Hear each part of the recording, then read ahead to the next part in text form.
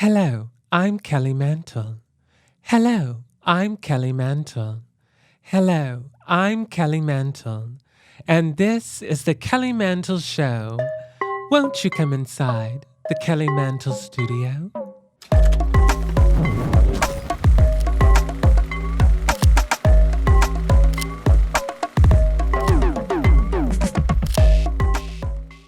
And now, part 2 with Ginger Minj. You have been a part of every single current RuPaul TV show or movie. Yeah. You have been a part of every single one. Yeah. So, well, I you love know this. That she loves. I love this like that. weird narrative amongst. Are you all on each other's phones? Do you have her phone number? I do you do not spend have time outside of Drag I Race? do not have her phone. We have spent time. We've done like game nights and stuff. I've been invited amongst those very rarely. Yeah. But it was like during the AJ and the Queen experience because we spent 2.5 weeks together doing that episode. And I was the only queen in that episode. Right. So she was so like that was when my entire opinion or view of Ru changed. Really? Because when you film Drag Race, there's this disconnect, and she has to be. She has to be impartial. She has to sit back and just watch. Right. But my first moments on set for AJ and the Queen, I'm sitting there with my sides. I'm just going over them before we have to do this read through. And one of the other actors, he played Jane Krakowski's husband in the episode. He comes up and he's like, "Hi, what's your name?" And before I can get it out of my mouth, RuPaul walks up and goes, "This is my daughter. This is one of my girls. This is Ginger. And she's exceptional." And then as the time goes on, we're playing dirty charades and having a good time. Me and her and Jane Krakowski. Just so such a mind fuck. What is my life? Yeah. This is like drag and musical theater. Oh, orgasm. Yeah. And we're just sitting there and she's just constantly kind to me and like invested in what I'm doing. She would come and give me homework every day. Be like, "All right, now go watch this interview from 1973 with Tina Turner and then come back and we'll talk about it tomorrow." Oh my And I'd be like, "I don't need to watch it. We could talk about it right now." Yes, girl. She knows her Tina. Yes, honey. I know my Yes. Tina. And then I'd give her stuff and we would just chit chat about these things. Yes. One day I'm scrolling through my phone, reading comments like, you shouldn't. And she comes up to me. She goes, "What are you doing?" I'm like, "Nothing. I'm just scrolling." She goes, "What are you doing?" I said, "I'm just scrolling through the comments." She goes, "Give me that. What people say about you is not your business." And I was like, "Oh, okay." She said, "You can have this back at the end of the day." And she gave it to Raven. It was supposed to be my last 2 days there. It ended up being my last day on set. I got the phone call that my grandmother was being admitted to hospice. Oh, yeah. My grandmother was my superhero. If you read my book, Southern Fried Sass, it's all about her, Your really. grandmother is everything. Everything. And Shirley Temple. Yes. Shirley I love Temple. that. Her name is Shirley Temple. But she was a lot more like Dorothy, honestly. Yeah. She's just a farm girl and just incredible. And she always used to say that 3 miracles happened in 1939. She was born, The Wizard of Oz was released, and Tina Turner was born. And she gave me my love of both of those. I love that. But I got the phone call that she was expected to pass very quickly. Mm-hmm. And I, being a workhorse, I was like, "Okay, well, just come to the realization you may not make it back in time. You've got to finish this project." And Ru could tell I just wasn't playing as much as I usually did. And she came up and she asked me what was wrong. And I explained to her. And she immediately took me by the hand and took me right to production village, like a little video village there. And she goes, "We have got to get the rest of her shots in the next hour. She has to be on the next flight out because she has to go be with her grandmother." That changed. That honestly, I'm getting a little choked up talking about it. And a lot of people, I told this story to Ru at the end of All Star 6, not even expecting it to make it to air. I just wanted to share with her the impact that she had on me in case I didn't get that opportunity. Yeah. And of course, that's what they ended up airing. And it looked like, oh, she's just trying to kiss her ass for this. But no, it was like, you made such a profound impact at a very vulnerable moment in my life. And I have to share that with you. Share that with you. Because I don't know if I'll ever get that opportunity again. Absolutely. And I'm so glad you did. I'm glad that I got that chance to do that. Because she has this reputation of being cold and disconnected. Yeah, she does. And maybe she is sometimes, but from personal experience, she really is present in the girls' lives. She's a very intuitive, spiritual person. Yeah. You know, and a lot of that's probably just self-protection. That was the big promise I made to myself going into All Stars 10 was just be present. Yeah. Because I can watch back on other seasons and I just see myself dissociating. Exactly. Because I'm already thinking ahead. So now I don't know if how much you can say about this, but what was the experience with her like this time around on Stop That Train? Amazing. It was so much fun. Oh my gosh, congratulations. Thank you. You and Juju be together again. Juju and I together again. And there's a reason, that. like, we're the four that have been, or we're the two that have been brought back. That have been brought back almost so many more times. than RuPaul. Honey. Because we both appreciate drag for the same reasons. Even if we approach it in different ways, it still means the same thing to us. Yeah. And we like to have a good time. Absolutely. So we got to do Hocus Pocus Live on tour together, which was just incredible. Me and her, Saphira Cristal, and Landon Sider. Like, so just good. an all-star cast. Oh just my gosh. amazing. So much fun to do. And then Juju and I wrapped Hocus Pocus Live Sunday night, got to the hotel like 1 a.m., and then 5 a.m. we're on set Monday. That is wild. We're in every scene of this movie. It's the Juju and Ginger show. I love that. So we're there all day, every day, no days off at this really grueling schedule, and it never felt like work. But no, we had a good time. And then we got 3 days where it was just the two of us with Rue. So shooting what was our that scenes. like? It was just like being back on AJ and the Queen, That's which so I good. kept telling this to Juju B beforehand. She's like, I just don't see it. Like, I love Rue, but I don't see Right. that. She's going to be all over there in her chair, you know, people around her. And once we had that first day with her, she was like, you're right. Like, she's fun. Yeah. She is fun and That's she's so funny. cool to hear. Yeah. And we did. We would just play games. We would just laugh. And, Oh, I love that. and in between, like, Juju B flying out of the train window and I'm trying to grab her and pull her back. Like, we did all of our own up. stunts. Did you really? It's coming out in March? May 29th. Oh, May 29th. May 29th. Stop That Train, honey. Directed by Adam Shankman. RuPaul, Juju B, Ginger Minj. I think Monet's in it. Latrice. Latrice is hilarious in this movie, first of all. Brooklyn Heights, Marsha, Simone. Love that. Plus, I mean, that's just the drag race world right there. We've got anybody and everybody in this gosh. movie. I Lisa cannot wait. Rinna's in this movie. Shut up. We've got Nicole Richie. Lisa Rinna. We've got Missy Pyle. Missy Pyle. I love Missy Pyle. I used to uncabaret with Missy Pyle. She's so funny. She is hilarious. So funny. It's just like, it's a stacked cast all around. Well, let's not forget the Bitch Who Stole Christmas, honey. Can we? Honey, where are the Emmys for the Bitch Who Stole Christmas? Miss Ginger Minj here was the lead. I had a 2-line role, and you know what my character's name was? What?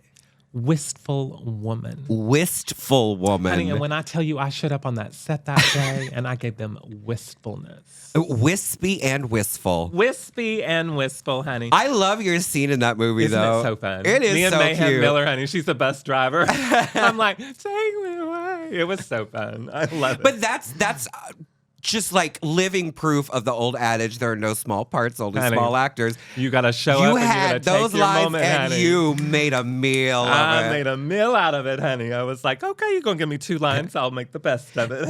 That shoot was fucking wild. Girl, in the middle of June, it's like 500 degrees up at what Disney Ranch was. Disney Ranch. And well, we you were got to be there for the sweating. glamorous part at the Disney Ranch for the first week. P.S. We shot that whole movie in 2 weeks. What? 2 weeks. Oh my God. And the first week, we were in this old, abandoned, I am pretty sure condemned motel in downtown LA with that's right. All the scenes with the abandoned house. yeah, The hotel and they're losing. all Yes. all of the sewage was backed up, so you literally had to walk over. That's why RuPaul did green screen, honey. Soggy, shitty carpet to get everywhere. It was disgusting. That is wild. It girl. was wild. And then trying to do these scenes with Rue, who wasn't even in town. It wasn't even in town, girl. There's green screen where she's like grabbing. It's fucking hilarious. If you have not seen The Bitch Who Stole Christmas, it's the reason for the season, really. It really is. It really it's is. fun. And I have friends that it's now part of their holiday tradition. They watch it every single year. hilarious. Because it's funny. The whole point is just to take the piss out of Hallmark Christmas movies, right? So now how would you say that Stop the Train or Stop That Train is different than Bitch Who Stole Christmas? It's big budget. Okay. It's a big budget. The writing is so smart. It is so smart. The direction is beautiful. The costumes are stunning. Is it camp? It is like camp. So the best way to describe it is like Barb and Star meets Airplane. Oh, I love via that. Scary Movie. Yes. So, like, it's an action movie, right? Where there are like legitimate stunts that we are doing. Your own stunts. Work, girl. But it's funny and it's fun and it's fast. I love that. I cannot wait. Well, you've had so many amazing movie moments. I mean, you got to do, in addition to RuPaul, you got to make movies with two of your idols. Yeah. Dolly Parton and Bette Midler. Yes. How fucking amazing is that? Now, you did Dumplin' with Jennifer Aniston and Dolly, who now yells you out by name. She did one time. She did one time. That's all you need. That's all I need. Honey, that's all you need is have Dolly Parton yell your name out across the crowded room one time. Honey, it was at the Grammy Museum when they were opening her exhibit. And I was there, not dressed like Dolly. I was just like dressed like me. Right. And every time I had met her in drag, I was dressed in Dolly drag for Dumplin' when she was on set. I'm just like in the background. There's all these people doing this meet and greet with her and taking photos. And I was like, when the moment's right, I'll just say hi and reintroduce myself. And as the line ends, I hear Dolly Parton like hollering across the way, Ginger, is that Ginger Minj? Come on over here, honey. Oh my God, I love that. Yeah, and it took a moment because I was like, is that Dolly? Dolly Parton knows my name? Knows my name? So cool. It was amazing to work with her. She's always lovely. Well, I love that video y'all did to Jolene. Katya's doing the splits. As Jolene. you do. Katya's doing the splits to Jolene. Did y'all hear that? And then you did Hocus Pocus 2 with what you call your drag mother, Bette She's Midler. my new drag mother, whether she wants it or not. Can we just talk about Bette Midler? I could talk for hours about Bette Midler. Honey, I could talk forever about Bette Midler. The Sophie jokes, the Rose. A lot of people thought that I was going to do Bette Midler for Snatch Game on All Stars 10. Oh. But I think had I not met her and had like a personal relationship of some sort with her, I would have been able to do it because I could have removed that. Right. But now that I feel like I know her on a more personal level, I don't think I would have been able to take as many chances. No, that's true. And it's perfect because your version of Bette is Winifred. I mean, you are Winifred. You know what I mean? Like, it's so perfect. Yeah. And is it true that she is the one that came up to you on set and said, you need to do a show with this? Yeah. It was our last day. It was our last shot was my close-up. And it was like 4 a.m. outside in Newport, Rhode Island. It's freezing. Everybody's exhausted. They wanted to cheat the shot. They didn't say that, but when they said, all right, we're just going to get this, Bette Midler goes, bring the monitor, bring the monitor. They bring the monitor over and she's standing right next to me and she's showing me. She's like, no. This light is wrong. Move that over there. Push the camera in from here. We'll be in the trailer. And she grabs my hand and as we're walking away, she's like, I'm not always going to be here to look out for these things, so you need to start looking out for yourself. Girl. And that's when I went, thank you, drag mother Bette Midler. And as we're sitting in the we didn't have trailers for that. It was like a holding area, this old town hall in Newport. We're just sitting there, and she goes, I've seen a lot of drag queens do me as this role, and I really like the way you do it. Because she could tell that, me being a drag queen and an actor and somebody obsessed with Hocus Pocus for so many years, I was really paying attention to her physicality. The nuances. Yeah. And she noticed that I was using my fingers a lot. And she said, do you know why I use my fingers so much? Why the nails are so integral? And I said, I would love to. And she said, because I decided early on that all of her power comes from her fingers, from her fingertips. And she said, that's why I wanted those nails. That's why they're kind of green. That's why they're pointy. Ginger, that's so cool. Yeah. So that's why, like now, in my show, I have all these custom-made fingernails, and I cringe when I lose one. But yeah, she said, I would love to see you just like take it, run with it, do something. And I said, like what? And she said, I don't know, a fucking show or something. Do a show. Do a show. Damn it. Go perform at the bathhouses with Barry Manilow. Exactly. I love that. And then so Kathy Najimy actually does the vocal intro for the Hocus Pocus live tour, which is amazing. I got to work with her on Dumpling first.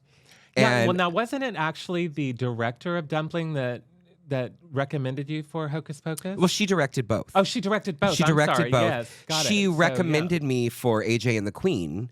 Because that's what it was, yeah. They had already decided, I guess, to try to include me in AJ and the Queen, but this was right after Dumpling came out, and Ann Fletcher went up to Rue and Michael Patrick King and said, she's like actually a really strong actress, so I think you could do something other than just like a cameo drag role. I think you could actually give her a storyline. And the next thing I know, they're like, okay, you're not going to be here for 2 days. You're going to be here for 2.5 weeks. But it was all because Anne like really cheerleader, honey. Stepped up for me. Absolutely. I love that. Well, now, is it true that Kathy Najimy on set of Hocus Pocus 2 called RuPaul on the phone? No, she threatened to. Oh, she threatened She threatened to. Oh, I thought she actually... So she didn't call him and put her on so all sorts there's two stories going on right here.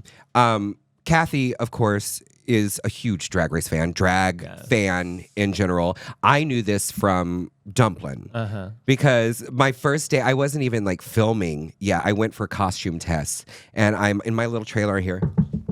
And I open it up, and it's her. And she's like, hi, we've been waiting for you to get here. I'm so excited. So the next thing I know, after I've gone to my fittings, she comes back. We both come back, and my trailer has been moved next to hers so that we can get ready in the mornings and listen to Beyonce, which is what she wanted to do. They were so kind to me. Oh, my God, that's so cool. And that first day that we're on set, she goes up to Cornbread and she said, I can call RuPaul and I can tell her to put you on too. And Cornbread is panicking. She's like, oh God, I can't say anything. Please don't call her. No, I'm good. I'm good. I'm good. The NDA, honey. Yeah. She's like, please, please, please don't make anything out of this. I'm not even supposed to be doing this film. That's hilarious. So then, like right after that, Bette Midler had seen me and she goes, you were robbed. And it turns into this conversation right after All-Star 6 about... To be honest, I don't think Bette Midler's ever watched Drag Race, but I think that she wanted, they all wanted us to feel at ease. Right, you know? right, exactly. And I think Kathy was probably in the back going, all right, this one is this, and this one is giving her the whole rundown and all the tea. And it just goes on and on. That's hilarious. I love that Kathy Najimy's everyone's biggest cheerleader. There are some people, like some celebrities that you go, I don't think you're really like in the Drag Race world. I don't think. But then you meet, so literally just working on Stop That Train, meeting all these people every single day. There were some where you're like, oh, you're being polite. You really don't know who we are. And then you'd have other ones that you would never expect come up to you. Details. They know everything. I know. Everything. We've been having that happen with this podcast. Oh, yeah? It is so surprising how many like DMs and stuff I get from all these like, oh my God, that's so cool that like it people is cool. Okay, so we're going to continue with Drag Association with Ginger Minj here on the Kelly Mantle Show. We got sidetracked. The next list is Monet Exchange. Gorgeous. To me, she is one of the most naturally beautiful people in and out of drag. Isn't she? I know. She is. And I remember working with her right after season 7, before she had been on Drag Race. And the whole time I'm like, she's going to be on this show and she's going to win. Yeah. Because all the things that we loved about Bob, I felt like Monet was also really talented at, but she also had her own personal like flair. And I was like, I think that's going to be really special once it makes its way into the Drag Race. She is so special. World. And do you remember her talk show?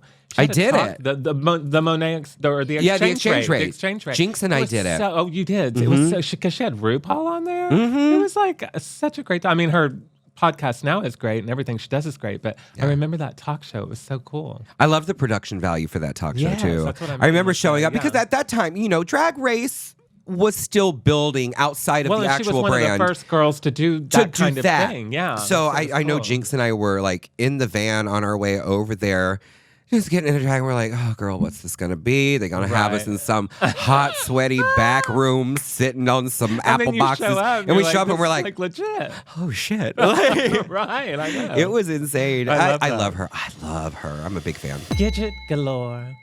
Now that is my best friend. Oh, That's my I love lifelong that. best friend. She's had a real rough patch this year, and is still like perpetually the nicest, kindest, most positive person I've ever met in my entire life. Yeah, it is. It's so wild. Like, you go through things in your life, and sometimes you feel like nobody has ever been at the depths of despair that I am in this moment. And then you see somebody like her who has literally been dragged through fucking hell. Just get up and go, I'm so grateful to be alive today. You look beautiful. I feel great. Let's just have a wonderful day. And it's genuine. It's genuine, and you wonder, how in the hell are you like that? You should have her on this podcast. I would love to have I think it would change your life. Has she ever auditioned for, or is that even an She interest? auditioned once. Yeah. Ru had asked me during All Star 6 who had made, it was the final episode, my origami gown. Oh, yeah. That she made, which took her months to figure out. I didn't ask for that. I asked for like a ruffled tiered gown, and she's like, no, I have this vision in my head. So there she is. Vision, She's like, I come into her house, and she's got a fish bowl turned upside down with all these pieces of fabric cut on it. And I was like, what's that fishbowl? She's like, it's the closest thing I could get to replicate your shape. Oh.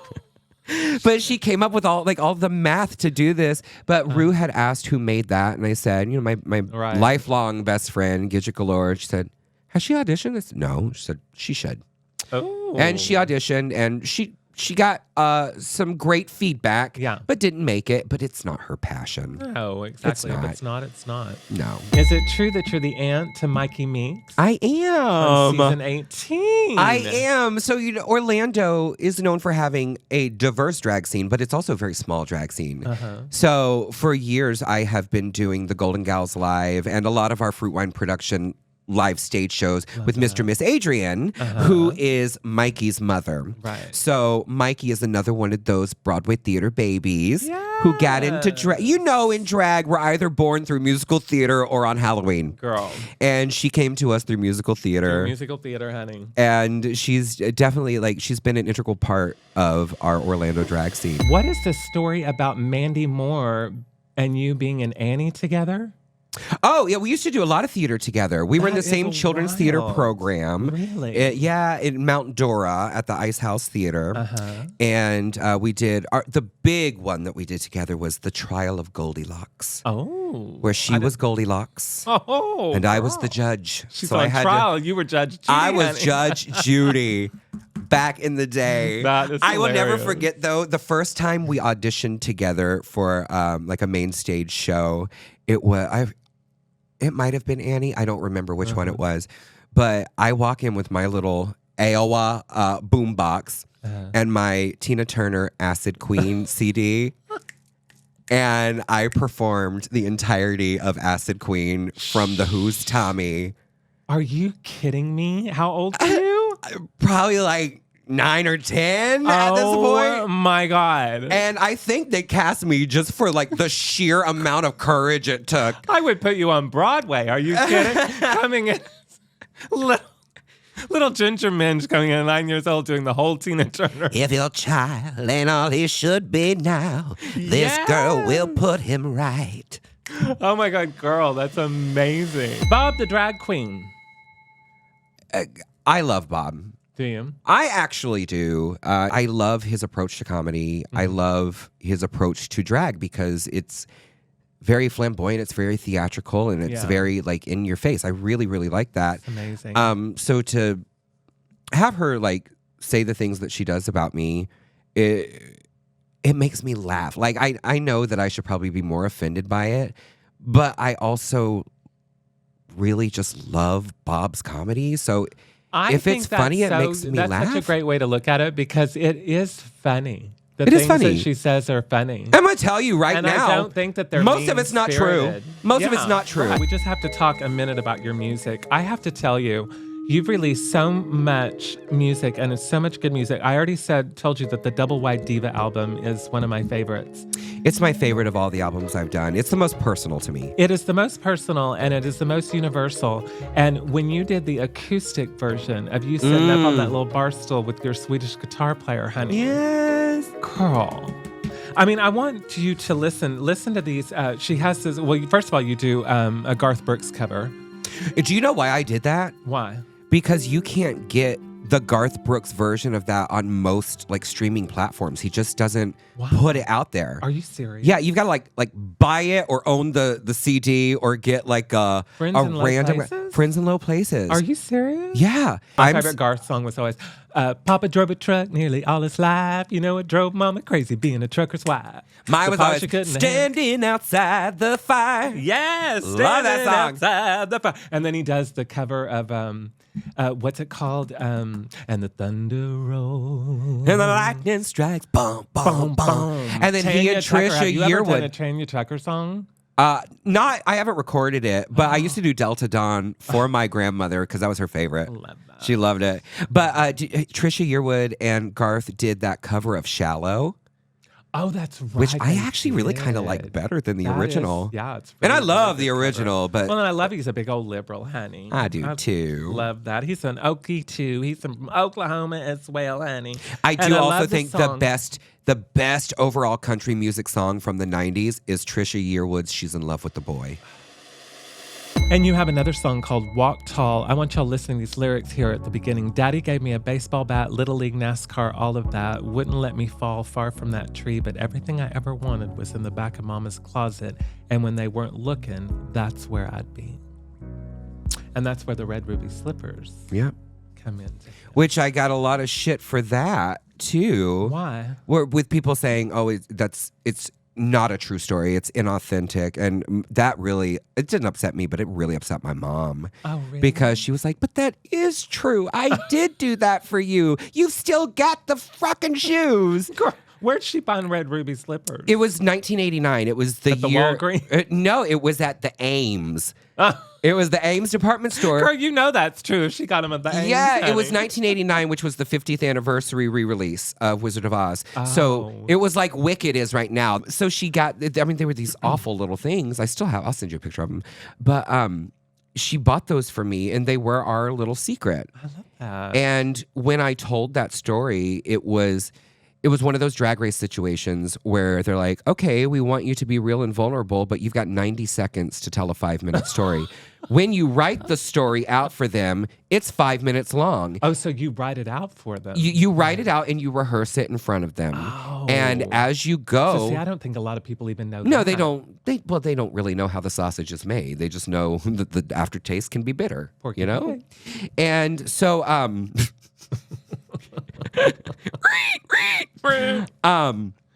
So as you go along in the rehearsal process, all of a sudden, oh, we can't do 5 minutes. You need to get it down to 3.5. Then right before you go out, it's like, oh, everybody needs to whittle their stories down to 90 seconds. And so you're trying to rush through the story as quickly as you can while hitting all of the beats. And it was one of those things that I made myself a promise about fixing because pre-diagnosis at that point, the communication thing. It was like dissociate from it, get through it, and move on. And so, yeah, I don't think that it's the most authentic telling of a very true story. Right. You had to leave out some nuance. I had to jump from one thing to the next. My daddy said, don't wear girls' clothes. My mommy went and got me red ruby slippers, and then I ended up under the house playing a cameo. Exactly. So that really, my mom is probably in the comments more than she should be. I love that. I do, and she loves to fight the battle. My husband is the same. I mean, I keep telling him, stop, it doesn't matter. It really doesn't matter. But my mom just gets so offended. She's like, this is true, damn it. I have the red ruby slippers to prove it, honey. God damn, she said, I bought them for you so you'd stop fucking mine up. I love that. Well, you and your husband are so cute. CJ is here with us, and he directed the music video. For I Put a Spell on You. I Put a Spell on You. And it's the only award-winning music video that I've done. I'm very proud of everything we've put out. But yeah, it's the one time that he decided to step into the director's chair. And I love your covers album. You do Here Comes the Rain Again. But you know what you do that I did before was Losing My Religion. I recorded a cover of that. Don't you? I love it. I know what the song is about intentionally, but for me, that song was a little transformative because I was born and raised very Southern Baptist. Well, you're a cross-dresser for Christ. A cross-dresser for Christ, which I got picketed for my tour when I did Cross-Dresser for Christ by the Westboro Baptist Church. Oh, good for you. And, I loved it. Yeah. But I went out there and I told him, I was like, if you will come in and see my show and stay till the end, Isn't that? I will hold this sign with you afterwards. And they And didn't. 2 of them out of the 20 stayed. Oh, they did. And afterwards, they came up to me and they were like, I didn't know that this was that this is what that was going to be about. Ginger, that's so cool. And I love but that. that's what I love about art in general is it should create conversation. I don't care if you like me. I just want you to understand me a little bit. And Absolutely. that whole show, they thought it was just going to be this blasphemous drag queen makes fun of religion. Right. Which, yes, part of the show is that. That's what I do. Because I learned how to cope with the trauma of religion through comedy. Right. But it also tells the story of how I was born and raised Southern Baptist in this very small town, how it affected my life, and how I had to come to terms with what I deem religion to be for me. Because I do believe in God. It's not the God of the Bible. It's not the God of the Southern Baptist Church. It's not a God of any church.